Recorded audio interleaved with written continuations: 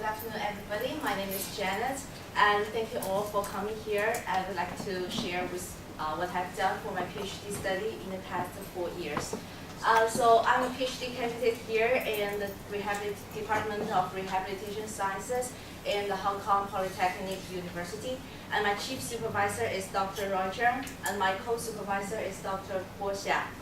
The topic of my PhD study is kinetics control in runners in natural running conditions after completion of a laboratory-based running gait retraining program. So speaking of running gait retraining, a lot of you may wonder if running is something we actually need to learn. Because think about this, we can run at a very young age. After we have learned how to walk, running just happens very naturally, step by step. However, the answer to this question is probably yes. Why? Because according to previous studies, it has shown that the running injury risk can be up to 79%. The reason for such high running injury risk is probably due to a faulty running biomechanics, which leads to excessive impact loading on lower extremities. Moreover, based on previous studies who conducted gait retraining to the runners, it has shown that through appropriate gait retraining, it can lower the impact loading in runners during running, and furthermore can reduce the running injury risk. So how does the running gait retraining program actually work? Previous studies usually conducted running gait retraining in a biomechanics laboratory setting. After the detection of one heel strike after the initial contact, injury-related biomechanical parameters were collected and then processed and be given to the runners as a feedback. And through a continuous feedback, runners will be able to know the last strike they made is right or wrong. So this process will happen during the whole training progress. And the way to give the feedback can be different. It can be a visual feedback, an audio feedback, haptic feedback, and more. So since running includes repetitive contact between the foot segment and the ground, so the foot segment is the first part where scientists started to look into. It has been shown that 3 landing patterns were identified in a group of runners. They were rear foot strike, mid foot strike, and forefoot strike. Each landing pattern indicates the part of the foot segment that contact with the ground during initial contact. Studies have shown that around 10% of the runners contact with the ground using a mid-foot or forefoot landing pattern, while most of the runners strike the ground with a rear foot landing pattern. So instead of the foot segment, the force experienced by each runner during running is also something we would like to know. So here it shows how we collect the kinetic data during running. We use an instrumented treadmill embedded with force plate so that we can collect the ground reaction force during running. Studies have shown that the shape of the ground reaction curve could be affected with different landing patterns. For example, for midfoot and forefoot strikers, they only experience one active peak during one stance. However, for rear foot strikers, an impact peak appeared during initial contact. The reason for the appearance of impact peak could be due to an increased loading during initial contact for rear foot strikers. So previous studies have introduced the concept called vertical loading rate to quantify the slope during initial contact. It picked the 20% and 80% point of the impact peak, and the average slope between this area is known as vertical average loading rate, and the maximum slope in this area is known as vertical instantaneous loading rate. It has been shown that the higher loading rate a runner experienced, they would possibly experience higher running injury risk. Moreover, in runners who have reduced their vertical loading rate, they seem to be able to reduce their running injury risk, according to this 1-year follow-up study. However, the measurement of vertical loading rates required a force plate, which limits this application in measuring running kinetics in different running conditions, such as outdoor running conditions. However, with the development of sensor technology, we now have these wireless accelerometers, which are cheap and portable and easy to use, especially in outdoor running conditions. By attaching an accelerometer on the medial side of the distal tibia, it could provide us information regarding the impact loading during running. So here it shows the vertical acceleration collected at distal tibia. We can see there is an peak appeared during initial contact. According to previous studies, this peak, which is also known as peak tibia shock, correlated with vertical loading rates during running. And moreover, this measurement has shown great test-retest reliability. Thus, peak tibia shock has been used in previous gait retraining programs as an injury-related parameter. And moreover, through appropriate training, when instructed to reduce their peak tibia shock during running after the gait retraining sessions, runners were seen to be able to reduce their peak tibia shock to up to 48% off compared to their baseline measurement. Moreover, while reducing their peak tibia shock, this group of runners also shown a reduced vertical loading rates, and it helps them to ease injury symptoms. Speaking of the effect of gait retraining, there are two parts that we might be interested in. The first part is the sustainability of the training effect, and the second part is the translation of the training effect. Previous studies has conducted 1 month, 3 months, and up to 1 year follow-up to address the sustainability of the training effect. It has shown that runners are able to reduce their impact loading up to 1 year follow-up. However, less is known about the translation of the training effect.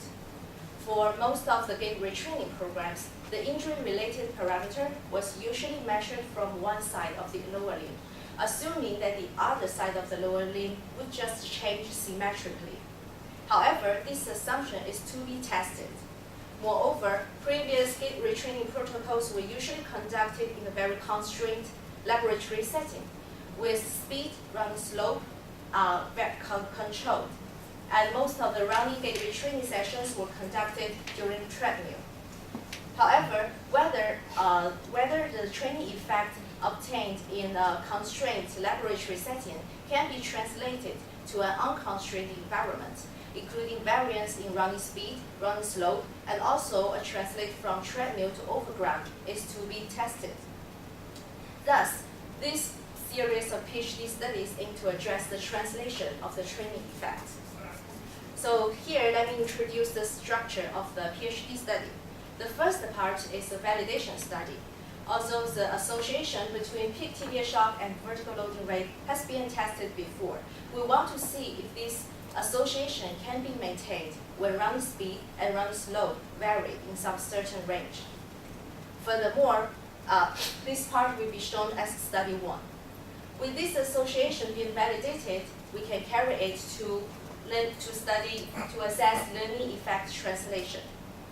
So we mainly focus on two aspects, including inter-limb translation, inter-speed translation, inter-slope translation, as well as treadmill overground translation. These 4 translations will be discussed in study 2 and 3. So now, let's start with the validation study first.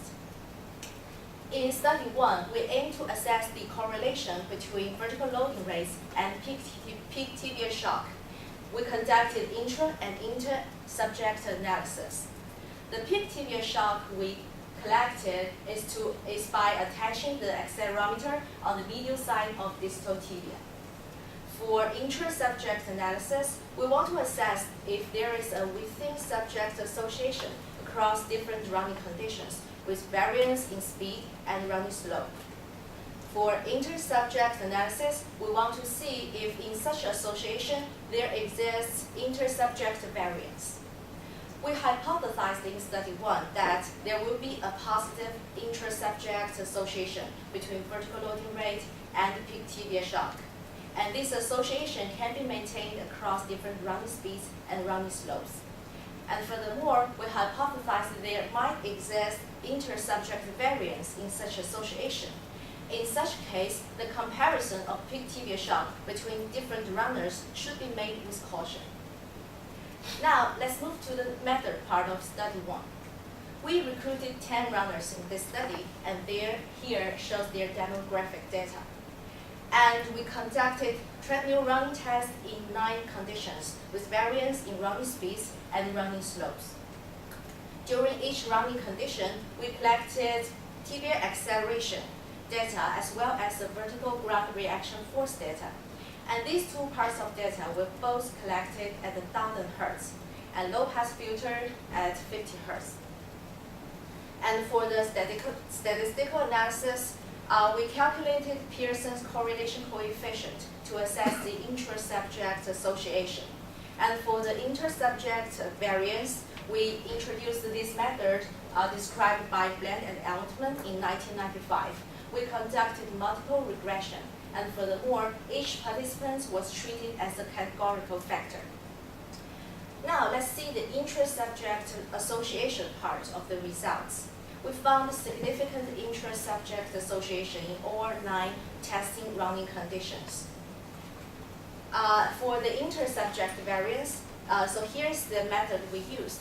First of all, we drew a pooled regression curve combining all the data from 10 runners at 9 running conditions. And since each participant was treated as a categorical factor, if the p-value for the correlation coefficient was lower than 0.05, their regression curve will be drawn here as a solid line. And if the p-value for this participant's correlation coefficient was higher than 0.05, his regression curve will be drawn here as a dotted line. Here's the results of the inter-subject variance. We found 5 out of the 10 participants expressed significant inter-subject variance in this association. Based on the findings in study 1, we concluded we found a positive intra-subject association between vertical loading rate and peak tibia shock. And this association was found across different running speeds and running slopes. And furthermore, we noticed the existence of inter-subject variance in this association. Thus, the comparison of peak tibia shock between 2 persons should be made with caution. And the findings of this study has been published in Gait and Posture in 2016. With the association between peak tibia shock and vertical loading rates being validated, we now move on to study the translation of the training effect from 4 aspects. However, because study 2 and study 3 used the quite similar study design, and they also applied the same gait retraining protocol, this part will be described here before we move into details. So both studies used the repeated measures study design, with pre-training and post-training protocols identical with each other. The gait retraining program we used in study 2 and 3 are based on a previous established protocol. So during training, a monitor will be put in front of the runner, and the continuous tibia acceleration will be collected and provided back to the runner stride by stride. Moreover, we will draw a line here which indicates the 80% of their baseline measurement of peak tibia shock. During the training sessions, the runners will be instructed to keep their peak tibia shock below this yellow line. This training protocol includes 8 sessions and should be finished within 2 weeks. During the 8 sessions, the total training time increased gradually. In the first 4 sessions, the runners will be receiving feedback all the time during running. In the last 4 sessions, the feedback will be gradually removed. In the last training session, the runners will only be able to see the feedback in the first and last minute in the whole training session. So now let's look into the details in study 2. Study 2 aims to address the translation, interlimb, and interspeeds. We hypothesized that the runners will be able to reduce their peak tibia shock in the untrained limb, as well as running at untrained running speeds. So here's the method we used. We collected data from 13 runners, and here's their demographic data. And we conducted treadmill running tests with variance in running speeds. And during each running condition, we collected acceleration at both sides of distal tibia. And the data was collected at 1,000 Hz and low-pass filter at 50 Hz. For the statistical analysis part, we conducted repeated measures ANOVA with 2x2x3 design. The three factors included here are training, size, including trained and untrained limbs, and as well as speed. Post hoc comparison with bufferoni correction were conducted when indicated. We also calculate the effect size shown as cohesity. So now let's look into the results.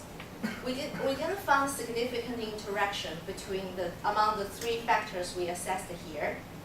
And for both the trained and untrained limb, we found significant reduction in peak tibia shock after training, with a medium to high effect size. For the trained limb, we found that the runners were able to reduce 37.3% of peak tibia shock after training compared to their baseline measurement. For the untrained limb, the value is a little bit lower, it's 23.2% of reduction in their peak tibia shock. However, this amount of reduction also is higher than our training target, which is 20% off compared to their baseline measurement. Now let's move to the interspeed translation part. We found a significant reduction in peak tibia shock in both trained limb and untrained limb in all testing speeds. So based on the results from study 2, we concluded a successful interlimb translation as well as a successful interspeed translation. This part of results has been presented in ACSM conference in 2018 in the United States. And the paper has also been published in MSSE recently. Now let's move on to look into the results in study 3. In study 3, we are interested in the interslope translation as well as treadmill over ground translation. However, before we take a step forward, there's something missing. If we take a step back to look into the results in study 2, we found on the group level, a significant reduction was reported on the group level in peak tibia shock. However, we didn't look into the training effect individually. We hypothesized that maybe for some individuals, they may be training non-responders. Thus, they are not able to reduce their peak tibia shock based on the current gait retraining protocol. For those training non-respondents, they are not able to benefit from the current gait retraining protocol. Thus, they might not be able to reduce their injury risk, furthermore, to ease the symptoms of their running-related injuries. And moreover, if this person cannot reduce their peak tibia shock during a familiar, well-trained condition, it's very difficult for us to discuss the translation of the training effect to an untrained, unfamiliar running condition. Thus, it becomes important for us to be able to identify those training non-responders before we discuss results about study 3. The way we try to identify training non-responders is to calculate this value. It's called reliable change index. The way that we calculated reliable change index has been shown here. So basically, it requires the mean value before and after the intervention. In our case, it's gait retraining. And it also requires the standard deviation value and the reliability coefficient value of peak tibia shock. So with RCI value higher than 1.96, it indicates that this runner showed us a reliable change with 95% of confidence. So in our case, participants with RCI lower than 1.96 will be considered as a training non-responders, and their data will be removed to further assess the translation of learning effects. So now let's move to the hypothesis of study 3. We hypothesized that we might see some training non-responders based on our results in study 3. And for those training respondents, they might be able to express a successful learning translation to slope running conditions as well as overground running conditions. So now let's move to the method part of study 3.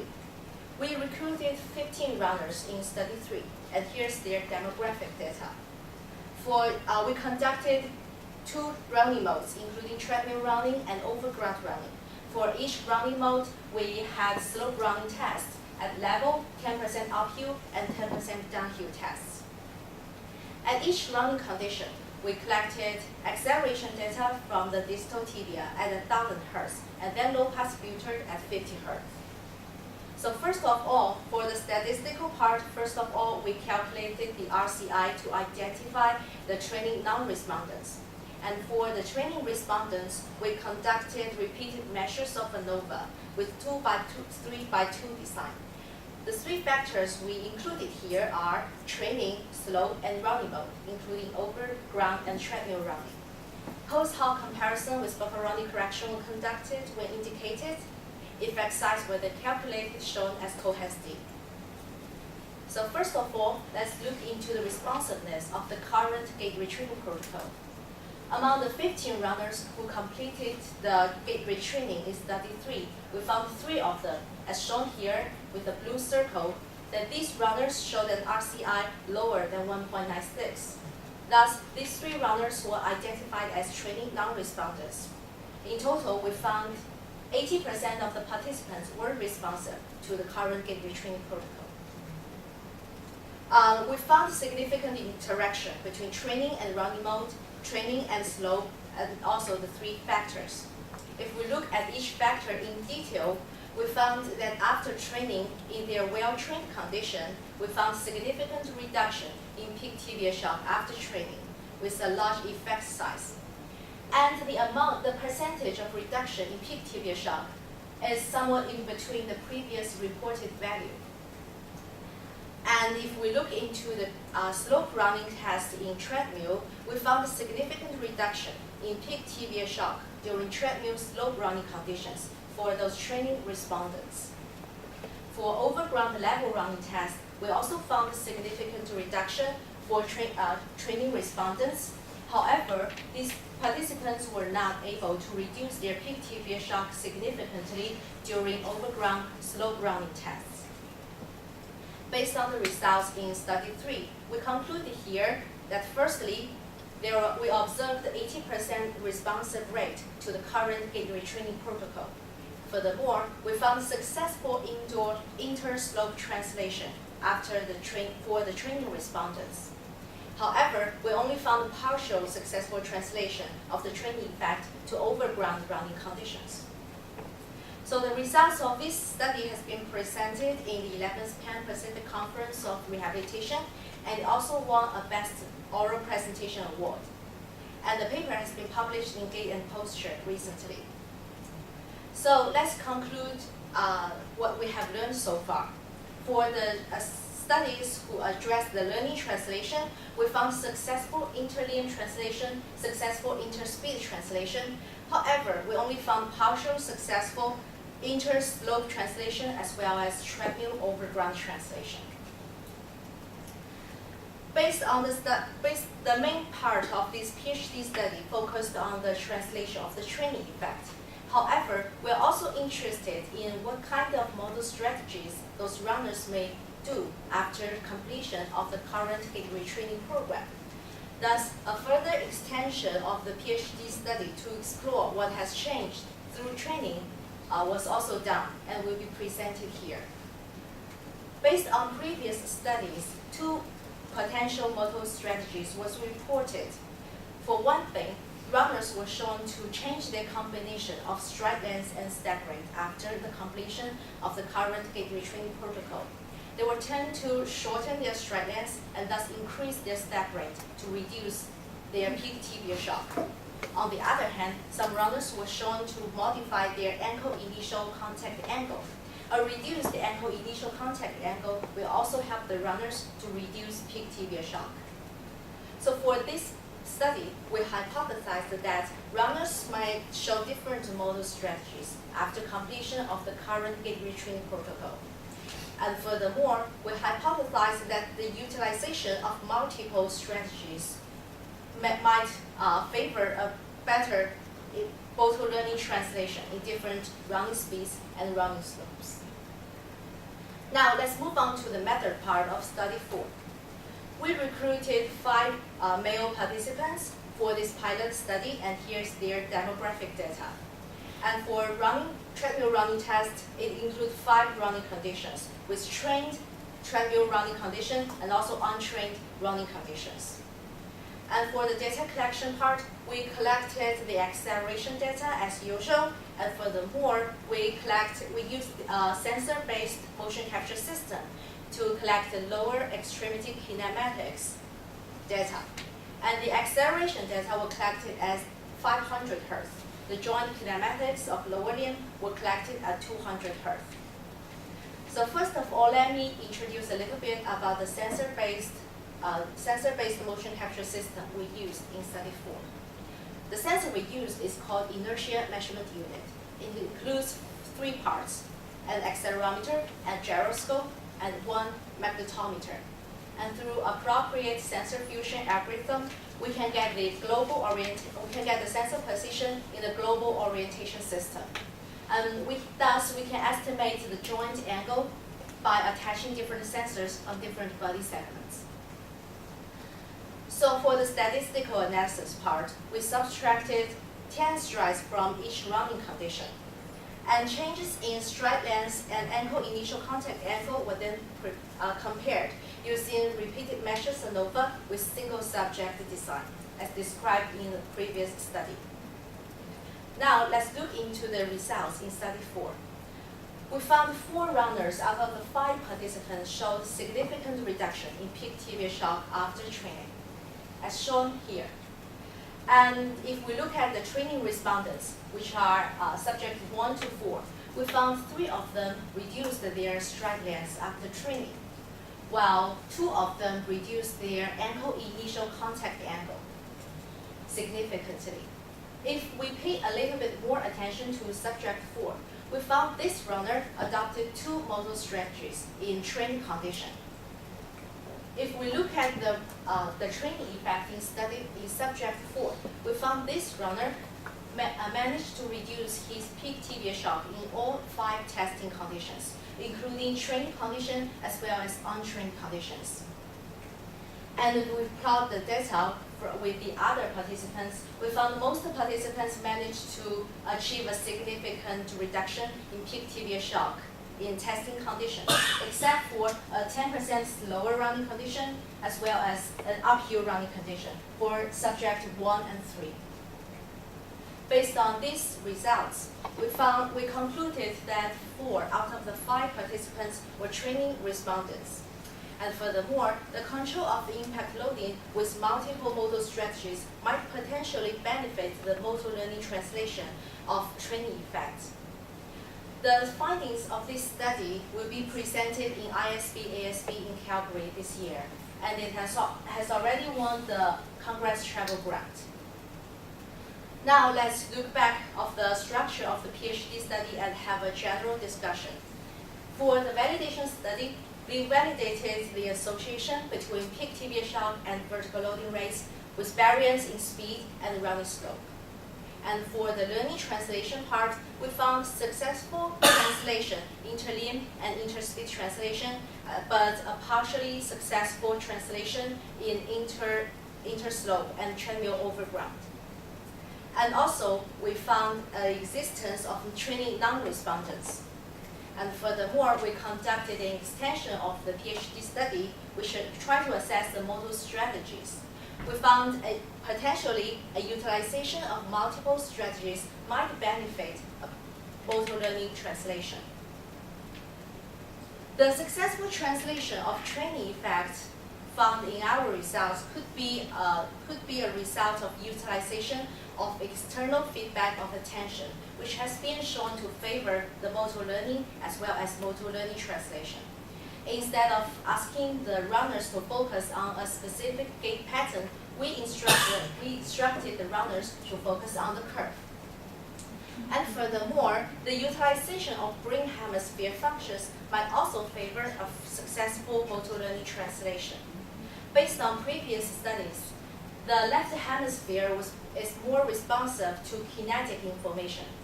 since the training feedback we give to the runners are measured from their right limb, which will be processed by their left hemisphere. We hypothesized that this mechanism might help them to learn this motor strategy much better. However, we also noticed around 20% non-respondents based on the results of our study, indicating the necessity of individualized training protocol may be needed in future studies. For example, an extended training session or a reduced feedback fading rate might be required for the current training non-respondents.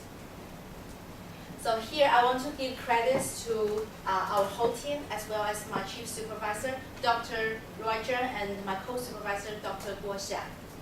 And all the studies I needed help from all my teammates, and their work allocation has been acknowledged here. And this is the end of my presentation, and hope to have your questions. Thank you.